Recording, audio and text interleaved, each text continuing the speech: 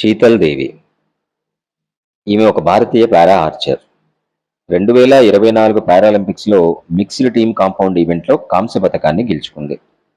అతి చిన్న వయసురాలైన భారతీయ పారాలింపియన్ పథక విజేతగా నిలిచింది. ఆమె 2022 ఏషియా పారా గేమ్స్లో 2 బంగారు పథకాలు మరియు 1 రజతం గెలుచుకుంది. ఆమె అర్జున అవార్డు గ్రహీత. అలాగే 2023లో పారా వరల్డ్ ఆర్చరీ ర్యాంకింగ్స్లో ఫస్ట్ ప్లేస్లో నిలిచింది. ఇక శీతల్ దేవి గారు పుట్టుకతోనే ఫోకోమిలియా అనే అరుదైన వైద్య సమస్యతో జన్మించింది. దీని ఫలితంగా చేతులు కూడా లేవు. ఆమె పై అవయవాలు లేని మొట్టమొదటి ఏకైక మహిళా పారా ఆర్చరీ ఛాంపియన్. ఈమె ప్రారంభం జీవితం ఏమిటి అనంటే, ఈమె 2007 జనవరి 10న జమ్మూ కాశ్మీర్లోని కిష్త్వార్ జిల్లాలో జన్మించారు. ఫోకోమిలియా అనే అరుదైన వైద్య పరిస్థితితో జన్మించింది. దీని ఫలితంగా ఆమె చేతులు లేకుండా జన్మించారు. 2019లో ఆమె కిష్త్వార్లో జరిగిన ఒక యువజన కార్యక్రమానికి హాజరయ్యారు. అదే ఆమెకి లైఫ్ టర్నింగ్ పాయింట్. అక్కడ ఆమెను భారత సైన్యం యొక్క రాష్ట్రీయ రైఫిల్స్ యూనిట్ గుర్తించింది. దీని ఫలితంగా సైన్యం ఆమె విద్యకు మద్దతు ఇవ్వడం, వైద్య సహాయం అందించడం జరిగింది. భారత సైన్యం నిర్వహించిన యువత కార్యక్రమంలో దేవి అంటే శీతల్ దేవి కోచ్లు అభిలాష చౌదరి మరియు కుల్దీప్ వాధ్వన్ దృష్టిని ఆకర్షించింది. వారు ఆమె ఆత్మవిశ్వాసానికి ముగ్ధులై ఆమె శిక్షణను ప్రారంభించాలని నిర్ణయించుకున్నారు.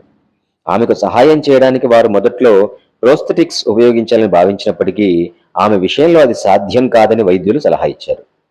తన కాళ్లను మాత్రమే ఉపయోగించి చెట్లు ఎక్కడం దేవి సామర్థ్యం. ఆమె ప్రధాన బలాన్ని గణనీయంగా అభివృద్ధి చేసింది. ఇది ఆమె శిక్షణలో ముఖ్యమైనదిగా కూడా మారింది. కోచ్లు ఇంతకు ముందు చేతులు లేని వ్యక్తికి విలువిద్యలో శిక్షణ ఇవ్వలేదు.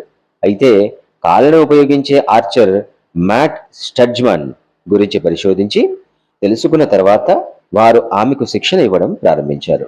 శిక్షణ పొందిన 11 నెలల్లోనే శీతల్ దేవి 2022 ఏషియా పారా గేమ్స్లో మహిళల కాంపౌండ్ బౌ ఈవెంట్లో పోటీ పడింది. అక్కడ ఆమె భారతదేశం తరపున 2 బంగారు పతకాలు గెలుచుకుంది. ఆమె మిక్స్డ్ డబుల్స్ మరియు మహిళల వ్యక్తిగతంలో స్వర్ణం సాధించింది. మహిళల డబుల్ కాంపౌండ్ ఈవెంట్లో రజత పతకంతో పాటు ఆమెను మహిళల కాంపౌండ్ ఓపెన్ విభాగంలో పారా వరల్డ్ ఆర్చరీ ర్యాంకింగ్స్లో అగ్రస్థానానికి చేర్చింది.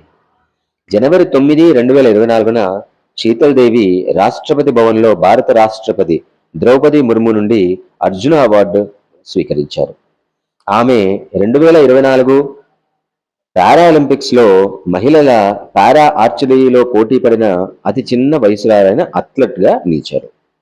ఆమె ర్యాంకింగ్లో రౌండ్లో 703 స్కోరుతో 698 పాయింట్ల మునుపటి ప్రపంచ రికార్డు అధిగమించారు.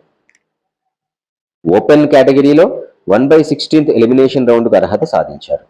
1/8 ఎలిమినేషన్ రౌండ్లో కేవలం 1 పాయింట్తో ఎలిమినేట్ అయినప్పటికీ 2024 వేసవి పారాలింపిక్స్లో రాకేష్ కుమార్తో కలిసి మిక్స్డ్ టీమ్ కాంపౌండ్ ఓపెన్ కేటగిరీలో కాంస్య పథకాన్ని గెలుచుకోవడం ద్వారా ఆమె ఎదురు దెబ్బను అధిగమించారు. ఈమెకు వచ్చిన అవార్డ్స్ అంతర్జాతీయ అవార్డ్స్ అయితే 2 ఉన్నాయి. ఏషియా పారాలింపిక్స్ కమిటీ ద్వారా 2023 సంవత్సరపు ఉత్తమ యువ అథ్లెట్గా, అలాగే వరల్డ్ ఆర్చరీ ద్వారా 2023 ఉత్తమ మహిళా పారా ఆర్చర్గా అవార్డు స్వీకరించారు. అలాగే జాతీయ అవార్డ్స్కి వస్తే అర్జున అవార్డు 2023లో స్వీకరించారు. చూశారుగా శీతల్ దేవి గారి జర్నీని. అన్ని అవయవాలు ఉండి కూడా మనం ఎలాంటి పనులు చేయక మన దగ్గర అది లేదు ఇది లేదు అంటూ లోపాలను వెతుకుతూ కూర్చునే మనకి, తనకు 2 చేతులు లేకపోయినా ఉన్నటువంటి అవయవాలతో ఉన్నటువంటి అవకాశాలను అందిపుచ్చుకొని తను విశ్వ విజేతగా నిలిచారు. ఇంకా మనం ఏం చూస్తున్నాం? మనం ఇలానే అన్ని అవయవాలు ఉండి కూడా మా నాన్న అమ్మ నాకు ఇది చేసి ఇవ్వలేదు, అది చేసి ఇవ్వలేదు, నాకు ఆ అవకాశాలు రాలేదు, ఈ అవకాశాలు రాలేదు, నాలో ఈ లోపాలు ఉన్నాయి, ఆ లోపాలు ఉన్నాయి, నేను సరిగా చదువుకోలేదు, ఇలా మనం లేని వాటి గురించి, జరిగిపోయిన వాటి గురించి ఆలోచిస్తూ ఉంటే జరగాల్సిన భవిష్యత్తు అనేది మనకు ప్రశ్నార్థకంగా మిగిలిపోతుంది. అలాగే మనం యువత అంతా ఇప్పుడు వీడియోలో ఒకసారి చూస్తే అన్నీ మనం ఈ డ్యాన్స్ వీడియోస్ ఇంకోటో చూస్తా ఉన్నాం. దానివల్ల ఎలాంటి ప్రయోజనం ఉండదు. ఒక ఏజ్ వచ్చిన తర్వాత ఆ డ్యాన్స్ వీడియోస్ మీకు ఎందుకు పనికిరావు, చూసుకొని బాధపడ్డం తప్ప.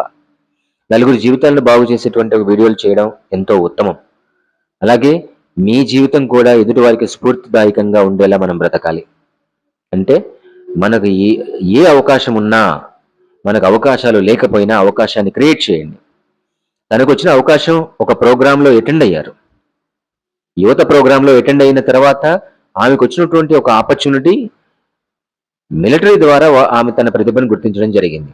అలాగే మనం కూడా అవకాశాలను వెతుక్కుంటూ వెళ్ళాలి. మనం ఏది చేత కాదు అని చెప్పేసి ఒక చోట కూర్చుంటే మనకు నిజంగానే ఏది చేత కాదు. కాబట్టి తన జర్నీని ఒక స్ఫూర్తిదాయకంగా తీసుకుని ఎంతో మంది జీవితాలు బాగుపరుచుకుంటారని, ఒకవేళ మీరు బాగుపరచలేరు అని అనుకున్నప్పుడు అట్లీస్ట్ దానికి సంబంధించినటువంటి వీడియోస్ కూడా ఒక మంచి వీడియోస్ చేయండి. మోటివేషన్ వీడియోస్, స్ఫూర్తిదాయకమైన వీడియోస్ చేస్తే ఎదుటి వాళ్ళు అట్లీస్ట్ వాళ్ళలో ఏదైనా స్పార్క్ ఉంటే ఎక్కడో ఒక at least we should act as a torch bearer. వాళ్ళకి ఆ లైటింగ్ చూపిస్తే వాళ్ళు అప్పుడైనా సరే వాళ్ళు వెళ్తారు సరైన మార్గంలోకి. సో నెక్స్ట్ జనరేషన్ అయినా సరే బాగుపరచాలి.